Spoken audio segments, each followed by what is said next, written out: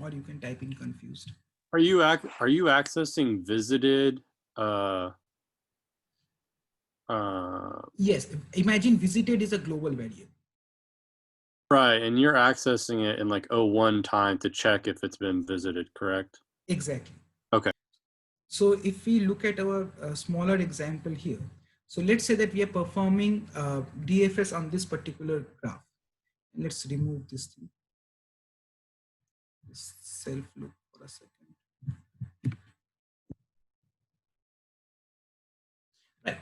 So now note the number of traverses that we would need to do to figure this out. We have from 1, we can go to 2, so that is 1. Then from 2, we can go to 4, that is another. Then from 4, we can go to 1 again, so that is another. And then, no, sorry. Then from 4, we cannot go to 1 because 1 is already visited. So we come back directly to 1, we pop out. And then from 1, we cover to this particular node, that is 3. So this particular number of edges for this particular graph is 1, 2, 3, and 4, right? But if we had another particular edge that was connected somewhere to some other part, you can always imagine that we are always going through every edge once. We are not going through every edge more than once or maybe multiple times, right? There is no squared involved. There is no multiple factors involved. We are always going through every edge once, because the moment we go through an edge once, both of those two vertices that are connected by that edge become visited. And the moment one of those vertices are visited, we are not going to cover that edge anymore. Does that make sense?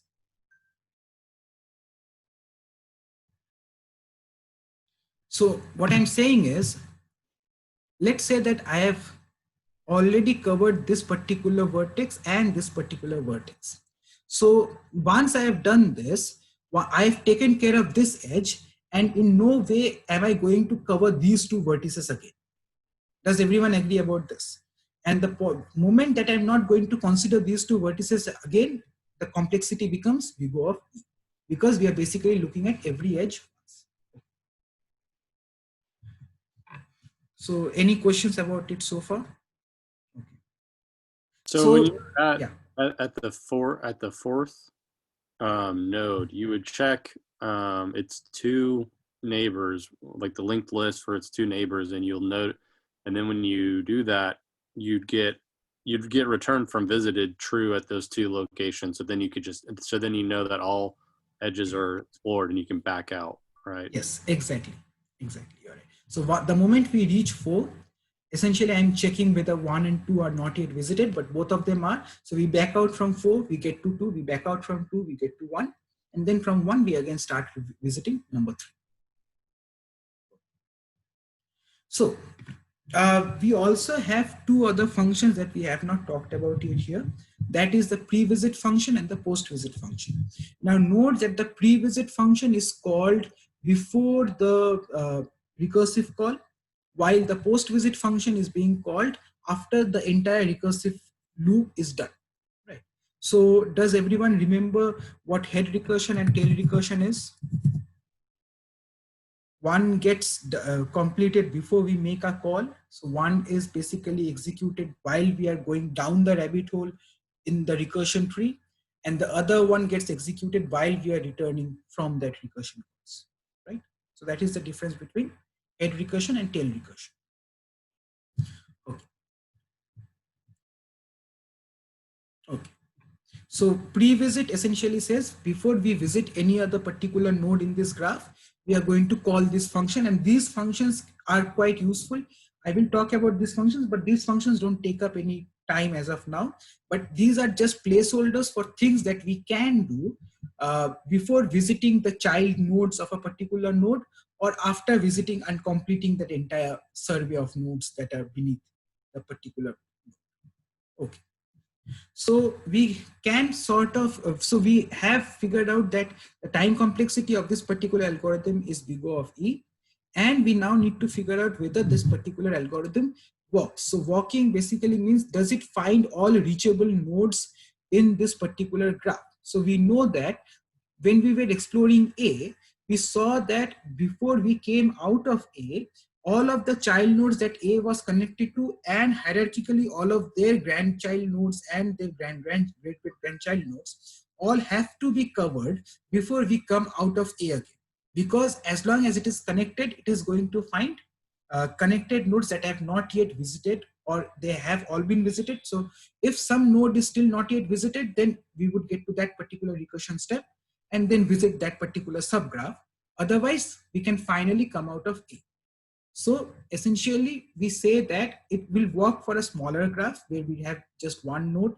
So that is by proof by induction, where we can say that yes, it loops through every edge for that particular vertex. And let's say that my particular vertex has just one other vertex connected with an edge, and it will loop through it and explore that. But as we move forward down the line, we can also say that when we move forward, every node, once we come out and explore this particular node, all of the child nodes are explored. And because all of the child nodes are explored, we can then figure out if D is connected to the entire graph or not, because it is an undirected graph. And if there is some other portion of the graph that resides here, in that case too, there should be other cases that loop through this part of that graph, or D would be connected with an edge to this part of that graph, and then that would also be covered, right? Okay. So exploring a graph, as I said, is basically like finding out the reachability of a particular graph. So in this particular example, we have two pieces of graphs, that is this larger graph and this smaller set of graphs, where these nodes are connected to each other, but they are not connected to this smaller graph, where we just have these two connections here. So when we are searching from A using our algorithm DFS, we can say that, let's say that A has nodes for B and D. So A searches for B, let's say it also has C, but C takes it, is taken care of. So from B, it can go to E, and this is basically following another route, not the route that we followed, but it is basically following another route from A, right? So it can cover from B to B, and then from B, it can take on E, and then from E, it can go to I, then J, and then it returns back to E. And once it returned back to E, it basically then took the next available node from B, and then it covers F, and then covers C, comes back to A. And once it comes back to A, from B, we know that B, E, I, J, all of those four nodes, and F and C, all of those child nodes of B from F as well, are covered once we get back to E, right? Now, the explore procedure visits only the portion of the graph that is reachable from its starting point. So as I've been saying, you cannot use this explore procedure to access elements for K and L, right? So to examine the rest of the graph, what we need to do is basically we need to figure out the vertices K and L themselves as well, right? So what can we do to, because we are still searching this entire graph, see, exploring was figuring out whether a particular area is reachable or not. Now, when we are performing DFS, we actually want to figure out how many steps does it take to get to K or L, right? I want to search this entire graph, because let's say that I have been given this particular graph, and somebody asked me to search for the node L. Now, if I started from D and applied the explore function, and I want you guys to type out the answer to this. Let's say that I'm searching for L, and I'm starting from A, let's say, and I'm using the explore function and nothing else. Would I be able to tell whether L belongs to the graph or not? No, right? So what can we do to figure out if L is still a member of the graph or not? The only thing that we can do is apply this explore function to every vertex in this graph. At some point, I will start off with D, and then I'll go to A, then I'll go to B, and so on. And then I'll also go to K, and then I'll also go to L, right? I will go through all of those vertices one by one and figure out if they are connected to some disjoint subgraph. Now, basically that is what this particular pseudocode does. So this would be the pseudocode for depth first search, where for firstly, initially we set up and we use visited. Exactly, Brian, you're right. We are going to do that. I'll come to that example right now. But before we do that, let's look at the procedure for a second. We have basically a vector being initialized to all false. So we have a vector of size v that is being set to all false values.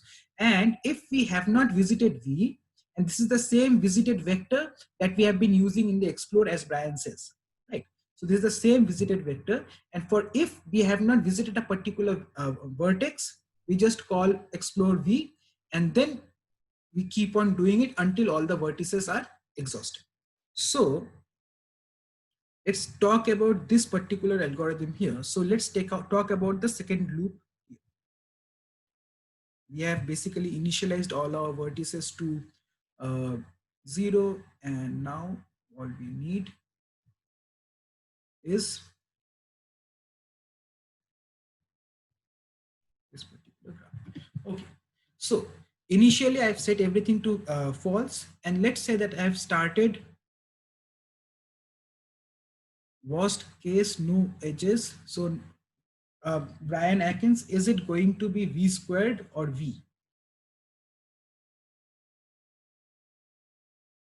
Because worst case scenario, I am checking every vertex every time. There are no other connections, so there is nothing coming back. Yep, that ain't bad. It's still a linear time algorithm. Okay, so here basically, let's say I start off with our old example. I start off with D, and I call explore with D. Right. Once I've called this, then the next time that I'm going to call explore again is for what particular node? AA. For this particular algorithm here, depth first search, I said, let's say that I start off with, so in the DFS algo, I start off with explore with D. Now it loops and it calls the explore function with D, and it comes back, and then I'm checking if what vertices have been visited or not. The next vertex that will not be visited is what vertex? Is it going to be explore K or explore L?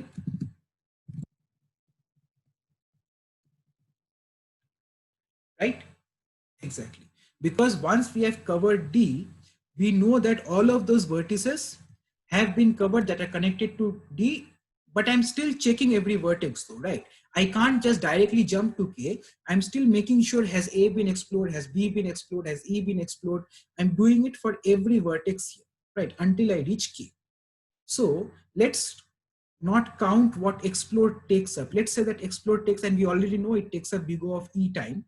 But what is the time complexity for this part of the algorithm that iterates through every vertex? Big O of V, right? Big O of V something, right? It can be V times C, V squared, something, but big O of V, right? Because we are looping through every vertex. Unlike the explore function, where we are looping through every edge, right? Okay. So the entire algorithm basically looks like, yes, Parvez. So the entire algorithm basically is these two functions. We have DFS here that calls explore for every vertex, and we have explore function